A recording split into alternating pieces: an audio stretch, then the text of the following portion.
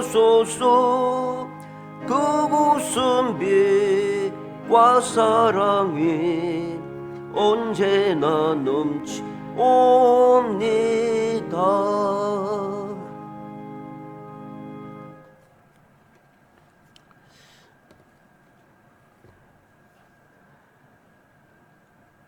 우리는 신앙의 생활을 하다가 보면은 우리의 믿음이 여러 상황 속에 놓일 때마다 우리의 믿음이 여러 가지로 시험에 들을 때가 많습니다. 올바른 믿음을 우리가 가지고 있으면은 아무런 문제가 없지만은 우리의 믿음이 주님께서 원하시는 올바른 믿음의 그 분량에 도달하지 못하면은 여러 가지 많은 일들이 생길 때마다 우리는 흔들릴 수밖에 없다는 것입니다. 그냥 흔들리기만 하면은 그래도 또다시 멈출 기회가 있고 멈추게 되면은 또다시 우리가 올바르게 살아갈 수가 있지만은 만에 하나 우리가 이 흔들리는 것으로 끝나는 것이 아니라 너무나도 자주 흔들려서 무너지게 되면은 그 다음에는 끝장이 나는 것입니다. 항상 그렇습니다. 흔들리게 되면은 아무리 든든한 건물이라 할지라도 계속 흔들리면은 이 흔들리다가 결국은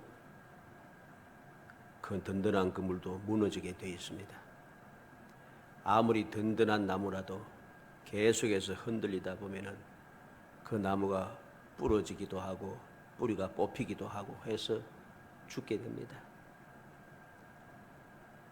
다리가 아무리 든든하게 세워 만들어 놨다 할지라도 이 다리가 계속해서 흔들리다 보면은 나중에는 그 다리도 무너지게 됩니다. 모든 것이 다 그러하죠. 마찬가지로 우리의 믿음도 마찬가지입니다. 믿음이 여러 가지 우리가 세상을 살아가다 보면 많은 환경을 만나게 됩니다. 여러 가지 상황을 만나는데 그 상황을 만날 때마다 우리의 믿음이 흔들리게 되면은 그 믿음이 올바르게 서 있을 수가 없는 거예요. 자동적으로 믿음은 무너지게 되어 있습니다. 오늘 말씀을 통해서 우리는 어떠한 믿음이 되어야 하는가? 그 어떠한 믿음이 되어야지 내게 닥쳐오는 세상을 살아가면서 만나는 여러 가지 상황을 흔들리지 않고 믿음을 굳건하게 지켜서 주님께서 약속하시고 예비하신 은혜를 누리는 사람이 될 수 있는가 하는 것을 살펴보려고 합니다. 오늘 말씀을 보니까 8절에 예수께서 아시고 이르시되 믿음이 작은 자들아 어찌하여 떡이 없음으로 서로 논의하느냐. 주님께서 말씀합니다. 믿음이 작은 자들아. 예수님께서는 항상 제 아들에게는 딱 이 말씀만 하시죠. 믿음이 작은 자들아. 제 아들이 흔들릴 때마다 하시는 말씀이 항상 똑같습니다. 믿음이 작은 자들아 어찌하여, 믿음이 작은 자들아 어찌하여 떡이 없으므로 서로 논의하느냐, 어찌하여 두려워하느냐, 어찌하여 의심하였느냐. 항상 같은 말씀이에요. 오늘도 말씀이 그러합니다. 오늘 주님의 이 말씀을 통해서 올바른 믿음은 어떠한 믿음이 되어야 되는가? 네 가지 상황을 통해서 그러한 상황을 올바른 믿음의 사람은 어떻게 견뎌내는가? 그 내가 만나는 상황을 어떻게 대처하는가 하는 것을 살펴서 우리가 세상을 살아가면서 만나는 여러 가지 상황들을 올바른 믿음으로 잘 극복해서 흔들리지 않고 잘 극복해내어서 주님께서 약속하신 그 놀라운 특권, 놀라운 그 축복을 누리는 정말 행복한 성도이 되시기를 주의 이름으로 축복합니다. 먼저 악한 세대의 표적을 요구한다는 것입니다. 악한 세대가 표적을 요구한다는 것이죠. 우리가 세상을 살다 보면, 믿음의 생활을 하다 보면은 이 악한 세상이 표적을 요구할 때가 많습니다. 하나님이 살아계신 거 어떻게 알 수 있느냐? 하나님이 살아계시다면 어떻게 역사하지 않느냐? 하나님이 살아계시다면 어떻게 이렇게 힘들게 살아가느냐? 하나님께서 살아계시면 믿으면 어떻게 너는 이렇게 잘 되지 못하느냐? 여러 가지 표적을 요구하는 상황들이 참 많습니다. 그런데 믿음이 올바로 서지 못한 사람들은 그러한 표적을 요구할 때마다 자꾸만 흔들리는 거죠. 한두 번은 그냥 넘어가다가도 이러한 표적의 요구가 계속되어지니까 자꾸만 믿음이 흔들리기 시작합니다. 내가 잘못 믿었나? 내 믿음이 잘못되었나? 하나님은 안 계시는가? 말씀이 잘못되었나? 왜 말씀대로 안 되고? 왜 보호를 받지 못하고? 왜 자꾸만 이런이 생기고? 나는 왜 이렇게 살기가 힘들어지고? 나는 이렇게 왜 자꾸 문제가 생기느냐? 자꾸만 흔들려 믿음이. 그러다가 믿음이 무너져 버립니다. 그렇게 흔들려서 믿음이 무너져 버리면은 돌이킬 수가 없습니다. 흔들려서 무너지는 그 건물은 다시금 고쳐서 쓸 수가 없죠. 일단 무너진 모든 건물들이라든가 다리라든가 모든 것은 다시 살아날 수가 없습니다. 우리의 믿음도 마찬가지예요. 세상이 악한 세상이 그 사람들이 의로운 사람이고 무슨 진실한 사람이고 하면 그럴 수도 아예 그런 소리도 안 하겠죠. 안 하는데 꼭 악한 사람들이 믿음도 없는 사람들이 꼭 표적을 요구한다는 것입니다. 어떤 표적입니까? 1절에 바리새인과 사두개인들이 와서 예수를 시험하여 하늘로부터 오는 표적 보이기를 청하니 바리새인과 사두개인들이 예수님을 시험합니다. 어떻게? 하늘로부터 오는 표적을 보여달라는 것입니다. 이 말은 무슨 말입니까? 이 당시에 또는 일반적으로 이 바리새인들과 사두개인들은 이 땅에서 일어나는 각종 기적은 사탄의 추종자들과 사탄과 사탄의 주장들도 할 수 있다고 그렇게 믿습니다. 그렇게 생각하기 때문에 사탄은 할 수 없는 하늘로부터 오는 기적을 요구한다는 거죠. 왜냐하면 하늘로부터 오는 기적은 하나님께서만 하실 수 있다. 이렇게 생각하는 겁니다. 예를 들어서 모세 때에 하나님께서 기적을 베푸시는데 하늘에서 만나가 내린다는 것이죠. 여호수아 때에 하나님께서 기적을 내리시는데 하늘의 해와 달이 멈추더라는 것입니다. 사무엘 선지자 때에 에벤에셀의 사건 때 우레가 하늘로부터 큰 우레가 임하여서 모든 블레셋을 무너뜨리기 그들을 멸하기 시작한다는 거죠. 엘리야의 갈멜산상에서 하늘로부터 불이 내려 응답하더라는 것이죠. 이렇게 하늘의 기적을 주님께 요구했다는 것입니다. 누가? 바리새인들과 사두개인들입니다. 바리새인들과 사두개인이라고 하는 것이 무슨 말입니까? 이들은 외식주의자들고 세습주의자들입니다. 바리새인들은 어떠한 사람입니까? 장로의 전통과 형식을 말씀보다 더 소중하게 여기는 위선적인 외식주의자인 것이죠. 그래서 어떤 사람은 이것을 율법주의자라고 그렇게 말하는 사람도 있습니다만은 율법주의자가 아닙니다. 율법은 하나님께서 주신 게 율법이고 바리새인들이 주장하고 아주 강력하게 요구하는 그것은 율법이 아니고 장로의 전통이에요. 장로의 전통을 그들은 말씀보다 더 중요하게 여겼다는 것이죠. 그러한 내용을 우리는 마태복음 6장에서 볼 수가 있습니다. 화에서를 찐저 하나님께서 그들에게 말씀 마태복음 6장이 아니고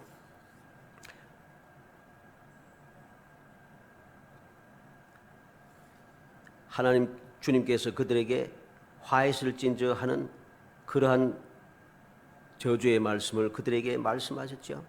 화에서를 찐저 화에서를 찐저 하고 말씀하시면서 마태복음 23장 13절로 38절 내용입니다. 바리새인과 사두개인들의 왜 화가 있는가? 바리새인들이 어떻게 외식적인가? 어떻게 그들은 말씀보다도 장로의 전통을 더 중요하게 여기는가? 사람의 교훈을 하나님의 말씀보다 어떻게 더 중요하게 여기는가?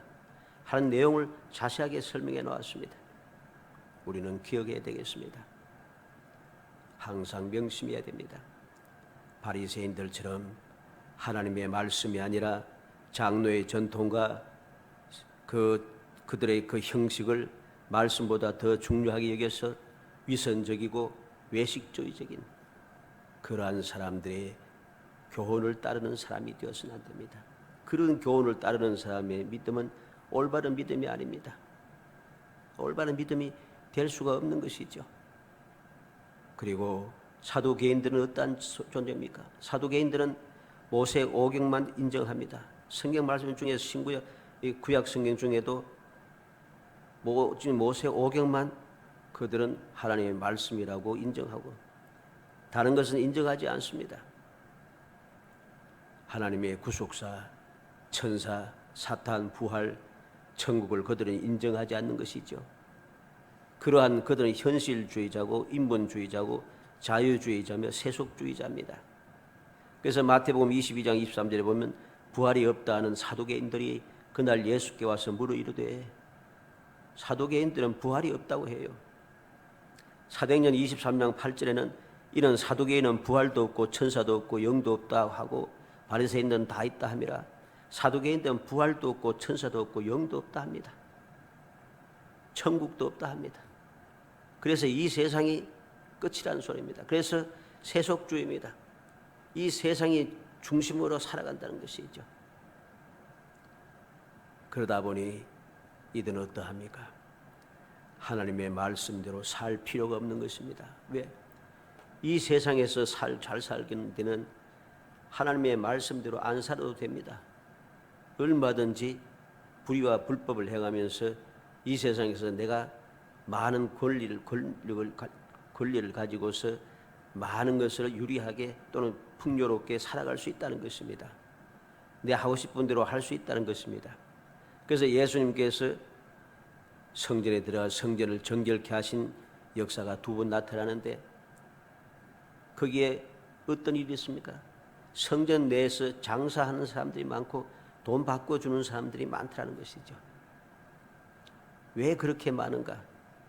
바로 대제사장들이 이들에게 그러한 권리를 팔아먹었다는 것이죠.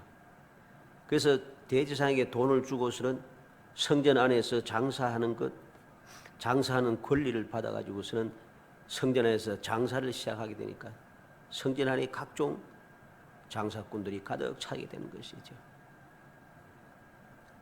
그렇게 권리를 팔고 많은 돈을 거둬들이니까 이들은 살기가 너무 좋습니다. 풍요롭다는 것이죠. 모세 오경 이외에는 다른 아무것도 믿지 않습니다. 바로 이러한 자들이 바리새인과 사두개인들이 그 악한 자들이 악한 세대의 악한 자들이 하늘로서부터는 표적을 구한다. 있을 수가 없는 이야기입니다.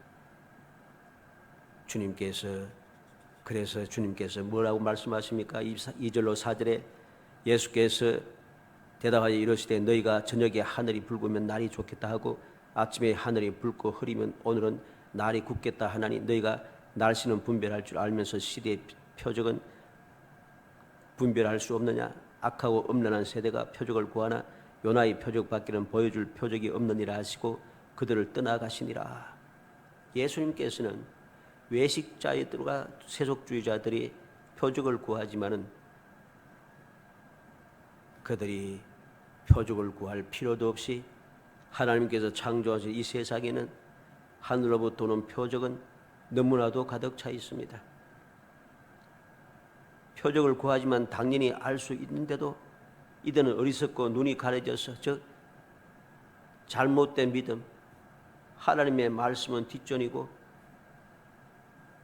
장로들의 즉 사람의 교훈이 앞서게 되고 세상의 그 부귀와 영화가 우선이 되어 보니까 그 모든 것이 믿음의 눈을 다 가려버려서 하나님께서 주시는 그 표적을 볼 수가 없습니다. 단순하게 하나님부터 오는 표적은 하늘에서 불이 내리고 만나가 내리고 그냥 큰 우레가 이루고 해와 달이 멈추는 것만 하늘로부터 오는 표적은 아닙니다. 우리는 하늘로부터 오는 표적을 무엇인가를 알아야 됩니다. 예수님께서 장차 이 땅에 환란이 어떻게 오는가, 환란이 올 때 주님께서 오시기 전에 어떠한 징조가 있겠는가 자세히 말씀해 주었습니다. 여러 가지 핍박하는 일, 고통하는 일, 여러 가지 문제, 사랑이 사라지고 불의와 불법이 난무하고 여러 가지 죄악된 사실들이 자꾸만 일어난다는 것입니다.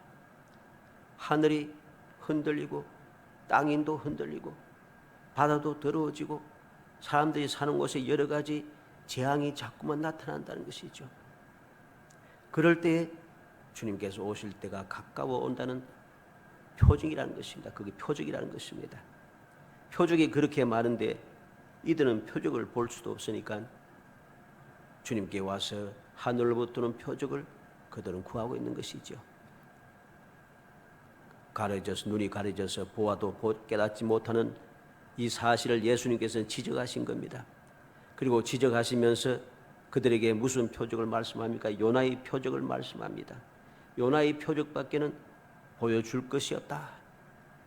왜? 요나의 표적은 성경에 기록되어져 있다는 것입니다. 그 표적만은 밖에 보여줄 것이 없고 그 다음에 무엇을 하십니까? 그들을 떠나가시니라. 요나의 표적밖에 보여줄 것이 없다 하고 그들을 떠나가 버립니다. 무슨 말씀이죠? 올바른 믿음은 외식주의자들과 세속주의자들과 변론할 필요도 없습니다. 상대할 가치도 없다는 소리입니다. 그들과 상대하고 그들과 변론하고 그들과 무엇을 하려고 해서는 안 되는 거죠. 주님께서는 그들이 뭐라고 하든지 상관없이 그냥 떠나가 버리십니다. 상대를 하지 않으신 거죠. 이것이 올바른 믿음입니다. 마치 나는 믿음이 좋다고 하면 큰 소리 치면서 그 사람들, 이러한 악한 세대의 악한 자들과 변론을 일삼는 사람들이 있습니다. 그러한 사람들은 항상 넘어지게 되어 있습니다.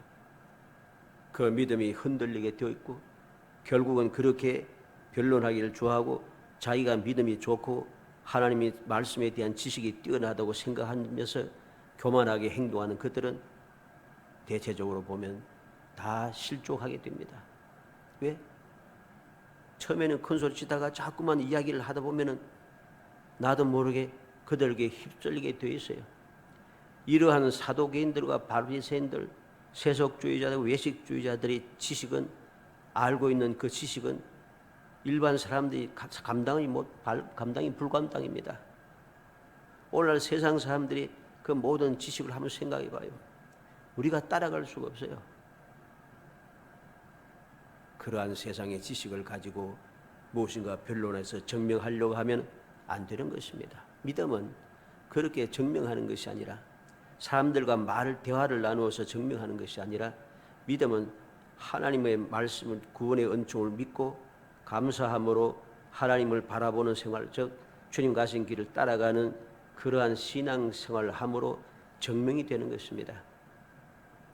믿음은 생활을 통해서 증명이 되는 것이지 말로 증명하는 것이 아니에요. 말로 증명하려고 하다 보면은 결국은 흔들리게 된다는 것입니다. 두 번째 보면 바리새인과 사두개인의 누룩을 조심해야 한다는 것입니다. 5절로 12절에 제 아들이 건너편으로 갈새 떡 가져가기를 잊었더니 예수께서 이르시되 상가 바리새인과 사두개인의 누룩을 주의하라.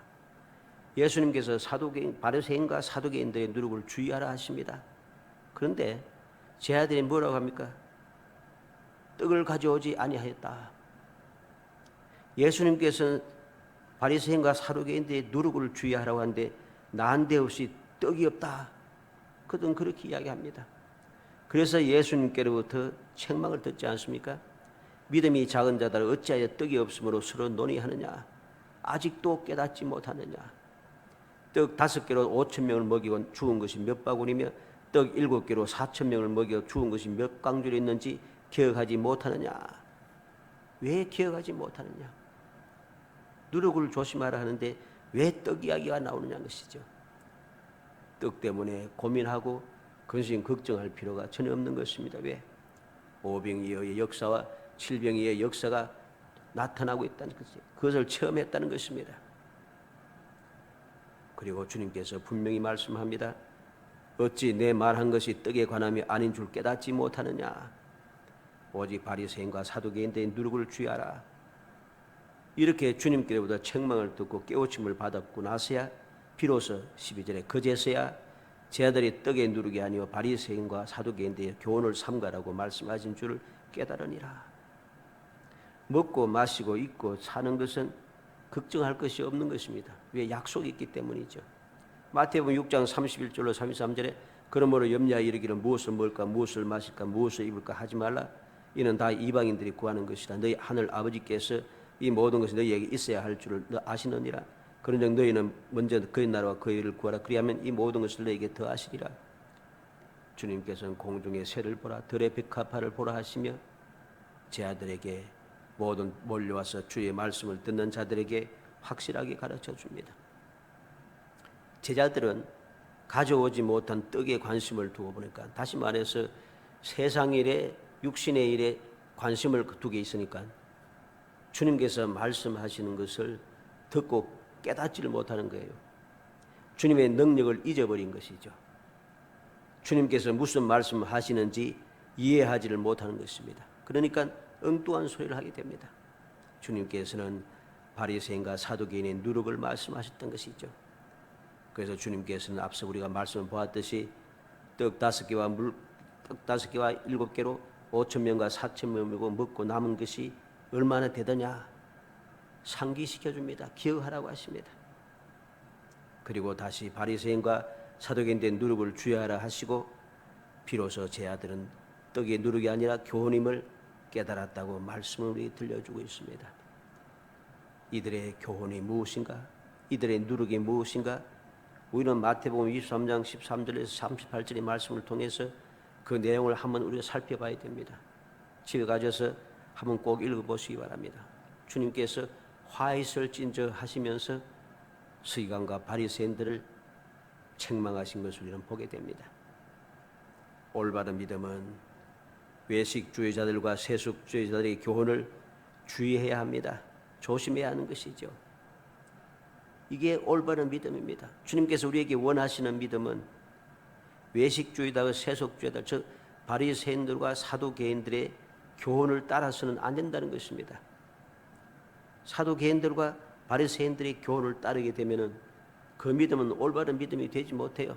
오늘날 얼마나 많은 사람들이 이 바리새인과 사두개인의 교훈을 따라서 그렇게 살아가고 있습니까? 그러면서 믿음이 있다고 이야기합니다. 온갖 불의와 불법을 다 지으면서 뉴스를 통해서도 온갖 죄를 다 지으면서도 온갖 말썽을 다 부리면서도 한결같이 하는 이야기가 예수 믿는다고 합니다. 이건 믿음이 아닌 것이죠. 그들의 믿음이 왜 그렇게 되었습니까? 바리새인과 사두개인의 교훈을 따른 믿음이기 때문입니다.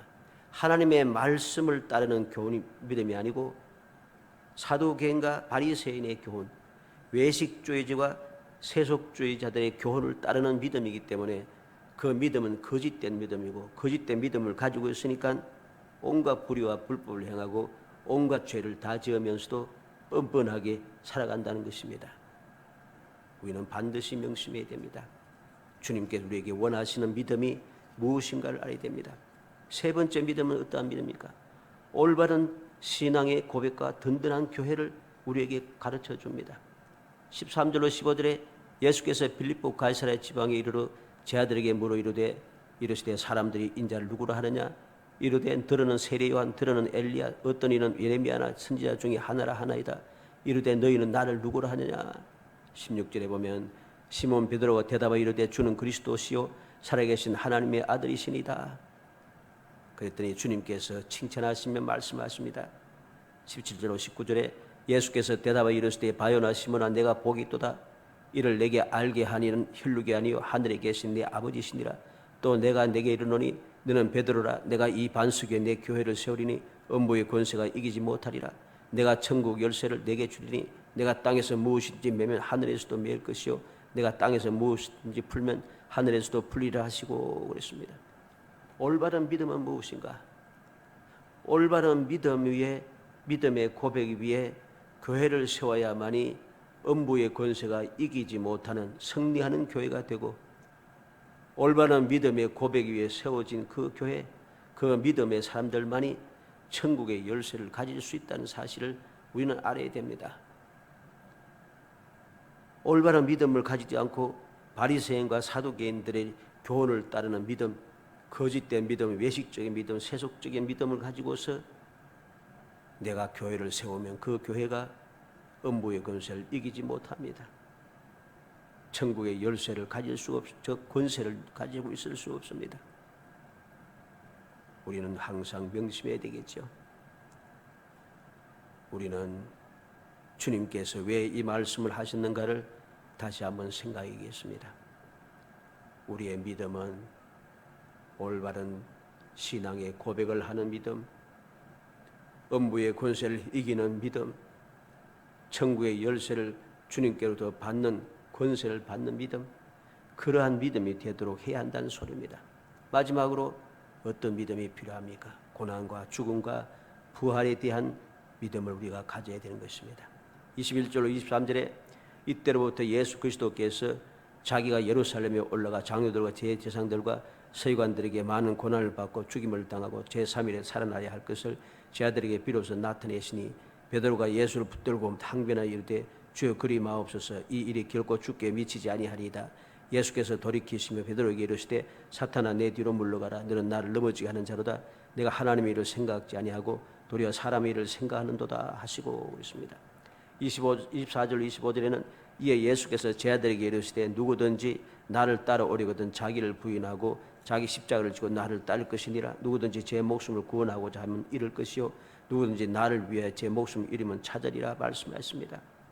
그리고 세 번째로 26절에는 사람이 만일 온천을 얻고도 제 목숨을 잃으면 무엇이 유익하리요 사람이 무엇을 주고 제 목숨과 바꾸겠느냐 말씀하시고 27절 28절에는 인자가 아버지의 영광으로 그 천사들과 함께 오리니 그때 각 사람이 행한 대로 갚으리라. 진실로 너에게 이르노니 여기 서 있는 사람 중에 죽기 전에 인자가 왕권을 가지고 오는 것을 볼 자들도 있느니라. 주님 말씀합니다. 무슨 소리겠습니까? 올바른 믿음은 하나님의 일을 생각한다는 것입니다. 올바른 믿음은 나를 부인하고 예수 그리스도만 생각하고 예수 그리스도께서 내게 맡겨주신 십자가를 지고 예수님을 따라가는 믿음이 올바른 믿음입니다. 바리새인들과 사두개인들의 교훈을 따르는 믿음은 하나님의 일을 생각지 아니하고 사람의 일을, 즉 세상의 일을 생각합니다. 나를 부인하지 아니하고 나 자신을 더욱더 내세우기를 좋아합니다. 주님이 나타나기를 원하지 않고 나 자신이 나타나기를 원합니다. 바리새인과 사두개인의 교훈을 따르는 믿음을 가진 사람들은 항상 내게 주어진 십자가, 즉 사명을 감당하지 않고 사명을 내팽개치고 나를 위해서 이 세상에 속하여 세상에 빠져서 살아가기 바쁘다는 것입니다. 이렇게 바리새인과 사두개인들의 교훈을 따르는 믿음을 가진 사람들은 절대로 사명을 감당하지 않습니다. 사명을 하나도 감당하지 않고 뒤에서 잔소리만 하고 욕만 하고 방해만 하고 반대만 하는 사람들이 바로 이러한 사람들이죠. 올바른 믿음은 온 천하보다 영원한 생명 얻기를 사모하는 믿음입니다. 올바른 믿음은 온 천하를 가진다 해도 내 생명이 잃어버리게 되면 소용없는 것입니다. 죽고 나서 온 천하를 가지면 무슨 소용이 있겠어요? 주님께서는 분명히 말씀합니다. 온 천하를 얻는 것보다 생명을 얻는 것, 즉 영원한 생명을 얻는 것, 이것을 사모하는 것이 올바른 믿음이라는 것입니다. 사두개인들과 바리새인들의 교훈을 따르는 믿음을 가진 사람들은 생명의 영원한 생명을 생각도 안 합니다. 이후에는 죽고 난 뒤에 무슨 일이 나는지 어떻게 안다고 하고서는 이 세상의 온 천하를 얻기 위해서 그들은 전심전력을 다 기울이죠. 온 천하를 얻었다고 해서 온 천하를 누릴 수 있는 것도 아닙니다. 온 천하를 얻으려고 죽을 때까지 끊임없이 힘쓰고 애쓰다가 모든 것을 이루지 못하고 탄식하면서 그들은 세상을 떠나게 되는 것이죠. 죽고 난 다음에 온 천하를 얻은들 아무 소용없지만은 그들은 그것을 전혀 깨닫지 못합니다. 어쨌든 간에 내가 살아있는 동안에 천하를 얻기 위해서 힘쓰고 애쓰는 것, 여기에만 집중하다 보니까, 즉 세상일에 집중하다 보니 생명을 얻을 수 있는, 영생을 얻을 수 있는 기회를 다 상실해버린 것이죠. 올바른 믿음은 그에 합당한 상급을 받는 것입니다. 그래서 주님 말씀했잖아요. 각 사람이 행한 대로 갚으리라. 각 사람이 행한 대로 갚으리라. 언제? 인자가 아버지의 영광으로 천사들과 함께 오리니 그때에, 주님께서 오실 때에 각 사람이 행한 대로 주님께서 갚아주시는데 그들은 영광을 얻게 된다는 사실입니다. 합당한 상급을 받게 된다는 것이죠. 이것이 올바른 믿음입니다. 그러나 바리새인과 사두개인들이 교훈을 따르는 믿음을 가진 사람들은 하나님께로부터 상급을 받지 못합니다. 절대로 상급을 받지 못합니다. 그들에게는 책망만 있고 저주만 있고 그들에게는 오직 영원한 지옥불만 남아있다는 사실을 우리는 기억해야 됩니다. 사랑하는 성도 여러분, 우리의 믿음이 어떠한 믿음이 되겠습니까? 내가 세상을 살아가면서 만나는 여러 가지 상황들, 악한 세대의 악한 사람들이 표적을 요구할 때에 나의 믿음은 어떤 믿음이 되어야 되는가? 그들이 원하는 대로 따르기 위해서, 그들이 원하는 것에 합치기 위해서 힘쓰고 애쓸 필요가 없습니다. 예수님처럼 표적을 보여줄 필요도 없고 그들과 상대할 필요도 없습니다. 올바른 믿음은 바리새인과 사두개인의 누룩적 교훈을 멀리하는 사람입니다. 올바른 믿음은 올바른 신앙의 고백과 그리고 든든한 그 교회를 세워서, 든든한 교회 세웠다는 것이 무슨 소리겠습니까? 하나님께서 함께 하신다는 것이죠. 하나님께서 함께 하심으로 결국 놀라운 주님의 축복을 받는데 반석 위에 교회가 세워지고 음부의 권세가 이기지 못하고 천국 열쇠를 가지는 놀라운 그 능력을 주님께로부터 받는 믿음인 것이죠. 올바른 주님께서 원하시는 믿음은 고난과 죽음과 부활을 믿음으로 사모하고 두려워하지 않는다는 것입니다.